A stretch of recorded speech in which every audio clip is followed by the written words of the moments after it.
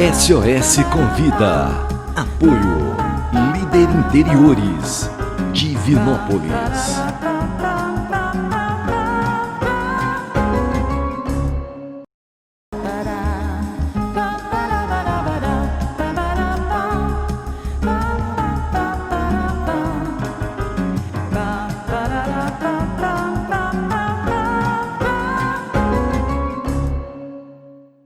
Olá, eu sou a Patrícia Borges e este é o SOS Convida, o seu programa semanal que leva até você e a sua família dicas e orientações a respeito da saúde e do bem-estar. O SOS Convida é realizado pela SOS do Câncer, Associação para a Prevenção e Combate ao Câncer Infantil e Adulto, e lembrando que a SOS do Câncer também atende crianças e adolescentes com síndromes raras.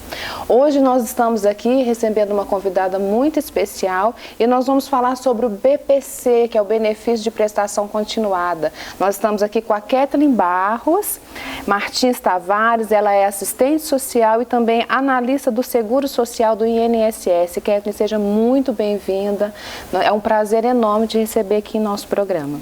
Muito obrigada, eu quero agradecer o convite, agradecer em nome do INSS também, e vai ser uma oportunidade de esclarecer um pouco a população a respeito do benefício. E vamos lá. Vamos lá, vamos começar então.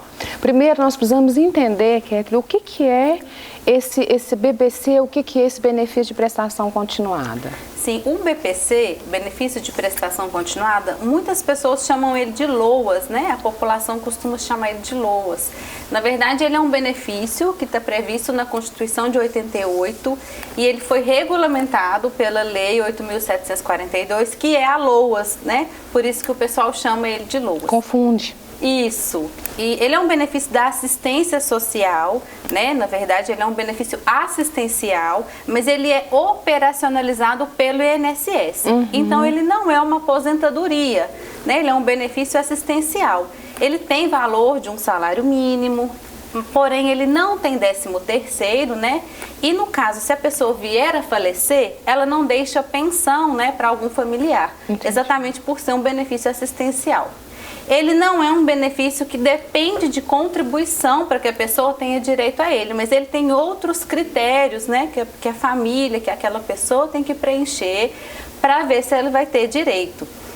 A gente costuma separar, a Seguridade Social, é um tripé, A gente tem a saúde, que é direito de todos, dever do Estado. O SUS, ele não depende de renda per capita, ele não depende de contribuição.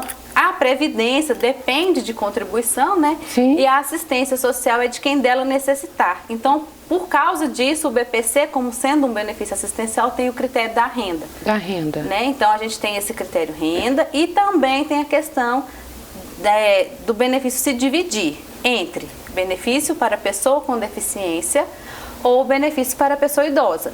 No caso do idoso, é 65 anos completos ou mais, aí se avalia apenas idade e critério renda per capita.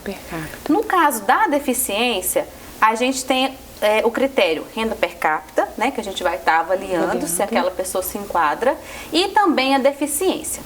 Aí você pode perguntar assim, Kathleen, deficiência X dá direito? Toda pessoa com câncer tem direito ao BPC? É porque geralmente o câncer ele é caracterizado como deficiência, Nós poderíamos dizer isso. A gente avalia o benefício como deficiência, é pessoa com deficiência, mas na verdade, o que é a deficiência? A gente tem uma classificação que chama Classificação Internacional de Funcionalidade, que é a CIF. E essa classificação, ela especifica que deficiência é tudo que no nosso corpo não esteja funcionando muito bem. Então, por exemplo, uma pessoa com hipertensão arterial, ela tem uma doença crônica, porque é que ela vai ter o resto da vida a hipertensão, A pressão alta. Não se enquadra como uma deficiência clássica que antigamente a gente falava, Mas para o BPC, essa pessoa talvez tenha direito, a depender do que essa pressão alta gerou nela, às vezes outras doenças também. Ou tem alguma coisa a ver com a função que ela empenhava antes, por exemplo? Isso não é olhar, não tem a ver. Então, a gente tem o BPC, nele você faz uma avaliação social e uma perícia médica. A avaliação social vai avaliar questões de fatores ambientais que aquela pessoa vive, então o ambiente que ela vive, né, os acessos que ela tem naquele ambiente. Então, por exemplo, se ela tem acesso a tratamento de saúde adequado, se ela tem acesso a uma moradia adequada, se ela tem acesso a um apoio familiar, a um apoio social, a um apoio de ONGs, né, adequadamente para que ela possa se desenvolver. Então, às vezes, é uma criança com uma síndrome rara. Como que tem esse apoio para ela, né? Às vezes é uma pessoa com câncer. Como que está esse apoio? E tem outra questão. Por exemplo, o câncer. O benefício, ele é revisto a cada 2 anos. Então, para o benefício, o médico perito, na hora da perícia, ele vai avaliar que aquela doença ela tem que se estender por mais de 2 anos. Se for algo tratável em menos de 2 anos, também não vai se enquadrar. Entendi. Então, às vezes acontece, por exemplo, um câncer de mama, que a própria equipe médica que está acompanhando entende que aquela pessoa vai conseguir se tratar em 6 meses. Por si só, não se enquadra no critério do BPC de se estender por mais de 2 anos. Então, tem todos esses critérios que a gente tem que avaliar. Então, pelo que eu entendi, tem alguns critérios que é renda, a questão da deficiência ou da idade, e tem o outro critério também, que é se aquela deficiência vai permanecer por menos de 2 anos. Exatamente. Se permanecer por menos de 2 anos, a pessoa não é elegível para receber o PPC. Exatamente. E isso que eu gostaria de perguntar, quem pode, eu acredito que você já respondeu, mas nós podemos adentrar um pouco mais sobre isso, mas Kathleen, quem pode requerer o benefício, e você já falou dos critérios, mas assim, tem mais alguma coisa que você poderia falar? Por exemplo, quem pode recorrer, aonde eu vou recorrer, com quem eu falo? Então, critérios de elegibilidade. Então, vamos lá. Atualmente, renda per capita igual ou inferior a 1/4 do salário mínimo por pessoa da casa. Né? Lembra que eu falei questão do benefício assistencial. A partir de 2021, a renda per capita vai alterar para meio salário mínimo por pessoa da casa. Ou seja, né, vai atender mais pessoas porque a renda vai aumentar. Nós temos uma ação civil pública, chama ACP, que é uma determinação judicial que o juiz federal fez para o INSS. Isso é a nível nacional, Brasil todo tem que seguir essa determinação, que o INSS tem que desconsiderar algumas despesas médicas que algumas famílias têm que não estão sendo atendidas pelo SUS. Então, vou dar exemplo. Uma pessoa está fazendo um tratamento de câncer, a renda per capita é superior a 1/4, mas ela tem, por exemplo, ela está utilizando fraldas que não está conseguindo pelo SUS, nem pela assistência social, ela está utilizando medicação que não está sendo fornecida pelo SUS, e aí ela pode apresentar no INSS comprovantes de despesas, né, que ela está comprando aquele medicamento, que ela está comprando aquelas fraldas, uma prescrição médica, né, que ela precisa daquele remédio, daquela fralda, e também uma negativa do Estado, que as secretarias de saúde são obrigadas a fornecer. Então, tanto as municipais quanto a estadual. Então, elas fornecem a negativa, informando que aquele medicamento não faz parte da relação de medicamentos do SUS, por exemplo. E aí, essa pessoa comprova que ela tem aquela despesa e o assistente social do INSS vai fazer um parecer social para verificar se essas despesas estão realmente impactando naquela família. Isso para qualquer deficiência que a pessoa esteja requerendo, ou até para uma pessoa idosa, né, que tenha 65 anos ou mais e que a renda familiar também seja superior. Ultrapassa esses 1/4 de salário. O critério do 1/4. Então, a gente faz um parecer social. No caso da pessoa com deficiência, se o parecer social for favorável ao comprometimento da renda, ou seja, o assistente social viu que aquela despesa está comprometendo a renda da família, mesmo a renda sendo superior, e aí ele fez um parecer favorável, aí esse deficiente vai fazer uma avaliação social e uma perícia médica para avaliar se a deficiência dele vai se enquadrar nos critérios do benefício, aqueles critérios do BPC. Né? Porque tem alguns, a gente chama de qualificador, sabe? E aí, a depender do resultado desse qualificador, é que vai falar se essa pessoa se enquadrou ou não nos critérios. Por isso é feita a avaliação e a perícia. Soma as duas e dá um resultado. E pode reverter essa situação? Sim, por exemplo, ele foi lá, te mostrou toda a documentação de que aquelas despesas estão impactando na família, e aí ele vai precisar da assistência social, que é o tripé da Seguridade, né? Da social.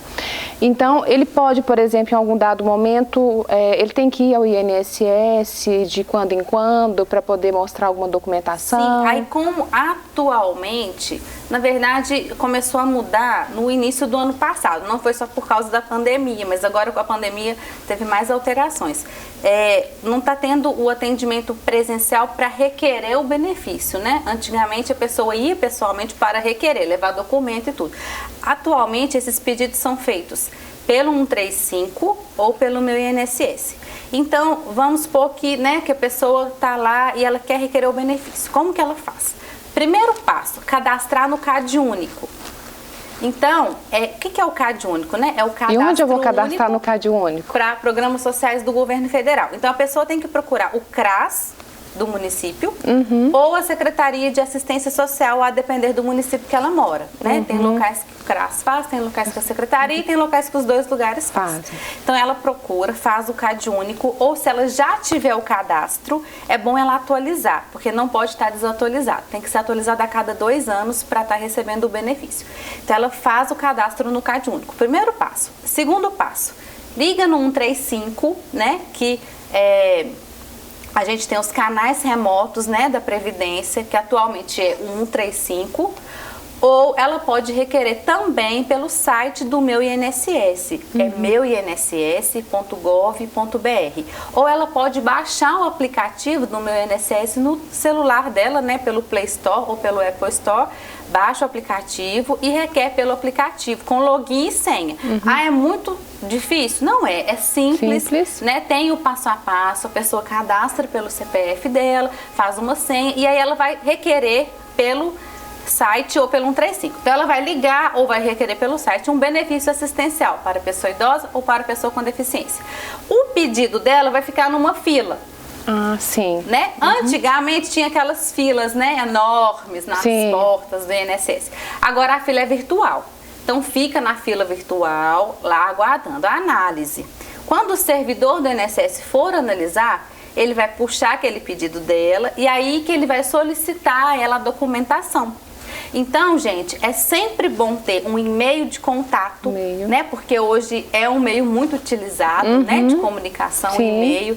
Então, peça a alguém, se você não tiver, para deixar um e-mail, alguma pessoa que olhe o e-mail, porque o INSS vai comunicar você através do seu e-mail.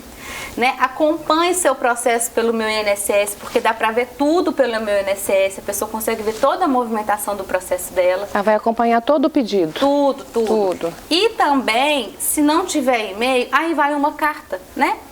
Para o endereço da pessoa com a solicitação dos documentos. Abrindo um parênteses, a gente tinha uma dificuldade antes de correspondência para lugar rural, né? Às vezes a gente atende uma pessoa que mora em zona rural. E a carta não chegava, então a pessoa ficava sem saber que ela tinha que apresentar um documento. Então, assim, é importante ter o e-mail por causa disso e acompanhar pelo meu INSS. Apresenta os documentos e o INSS vai comunicando a pessoa, né? A renda tá ok, não tá, tem que apresentar tal documento. Então, ela vai requerendo tudo pelo meu INSS. Ao final do pedido, ela vai receber uma comunicação. Se o pedido foi deferido, significa que tá ok, ela conseguiu o pedido. E aí, Patrícia, é importante esclarecer para a população o seguinte: vamos supor que essa pessoa ficou 1 ano esperando o pedido dela. Às vezes acontece, né? E aí ela vai receber todo o período retroativo, ou seja, vai receber o atrasado. Então, referente a 12 meses. Aos 12 meses que ela ficou lá esperando. Tá, gente? Então começa a contar a partir do dia que você ligou no 135 ou pediu pelo meu INSS. Sim. Recebe atrasado. Se foi negado, foi indeferido, o que a pessoa pode fazer? Entrar com recurso, também pelo 135 ou pelo meu INSS. Aí, no caso, ela não precisa acionar um advogado, ela mesma pode fazer isso. Ela mesma pode fazer isso. Os serviços do INSS, gente, não precisam de ter advogados para ser acessados, diferente da justiça, né? Que tem situações que precisam do advogado, né, que a pessoa precisa acionar. No INSS não é necessário, a própria pessoa pode requerer, né? Conseguindo acompanhar pelo meu INSS, estando com o e-mail, acompanhando pelo 135, a pessoa tem todas as informações ali que ela precisa. né? E quando que eu vou na agência pessoalmente? Para levar os documentos, se for necessário, né? Os documentos pessoais, algum documento que for pedido, esses comprovantes de gastos. Para fazer a avaliação social e a perícia médica, né? E só. Aí terminou. Isso. Terminou. Kathleen, eu quero te agradecer muito, foi muito importante a sua presença aqui, acredito que esclareceu muito a população acerca do benefício de prestação continuada. Por exemplo, eu não sabia que nós não precisávamos do advogado para entrar com o recurso. E o nosso programa vai ficando por aqui, eu também me despeço de vocês. E se você ficou com alguma dúvida sobre o benefício de prestação continuada ou outra dúvida em relação a outro assunto, ou quer que a SOS do Câncer convide alguém para estar aqui no nosso programa, fique à vontade, deixe lá nos comentários desse vídeo. Um abraço para vocês e até o próximo programa.